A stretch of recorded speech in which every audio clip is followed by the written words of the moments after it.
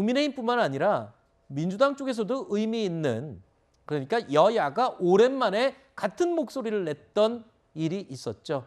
윤 대통령이 취임 이후에 최우선 과제로 추진해왔던 소상공인 자영업자 손실보상, 이른바 코로나 지원금을 위한 2차 추가 경정 예산안, 여야 합의로 통과가 됐죠.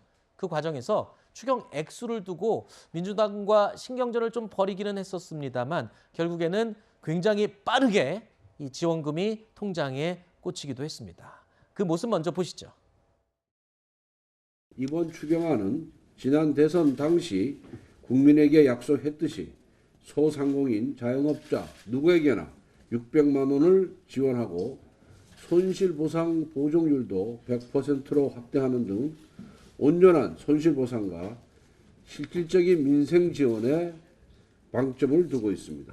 추경 재원은 국채 발행 없이 지출 구조 조정과 초과 세수로 충당할 방침이라는 말씀도 드립니다. 당초 공약에는 훨씬 못 미치는 후퇴입니다. 특히 초과 세수 53조 원으로 추경 재원을 조달하겠다고 밝힌 대목은 대단히 우려스럽습니다.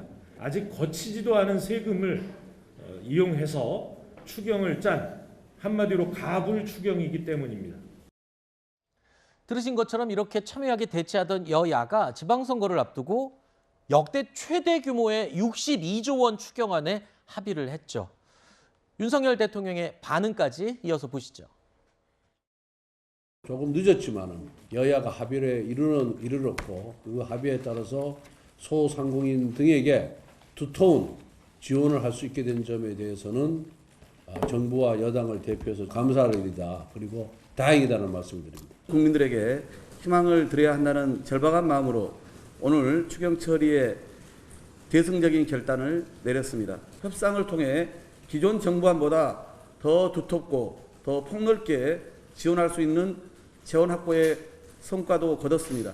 행정에 따라서 물가 상승 아까 물어가 있는데 어떻게 좀 보시는지요? 그러면 추경 안 합니까? 물가 문제는 저희가 좀 세부적으로 관리를 좀 해야 되고 지금 영세 자영업자들 숨이 넘어갑니다. 그걸 먼저 생각해야죠. 자, 저 말이 언론을 통해서 이 보도가 나오면서 많은 분들이 공감을 했어요. 그러면 추경 안 합니까? 지금 소상공인들 숨 넘어갑니다. 이 말은 여야가 똑같은 마음이었던 것 같아요. 사실 이 추경안과 관련해서는 서로 더 주자고 여야가 지금 이야기를 했지 않았습니까?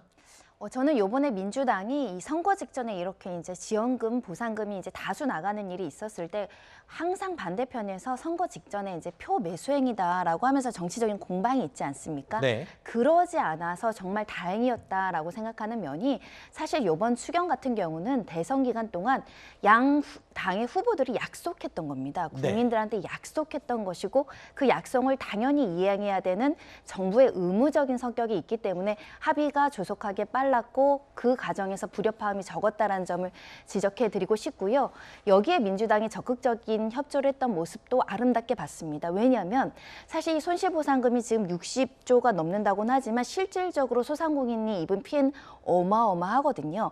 그렇기 때문에 재정의 부담이 일부 된다고 하더라도 빠르게 집행했던 것은 양 당이 정말 좋은 모습을 그 국민들한테 보여줬고 지방선거가 끝나더라도 필요한 부분은 불협화음 없이 이렇게 합의하는 모습 계속 이어갔으면 좋겠습니다. 알겠습니다. 자, 지금까지 이 지방선거를 앞둔 국민의힘의 결정적인 장면들 살펴봤는데요.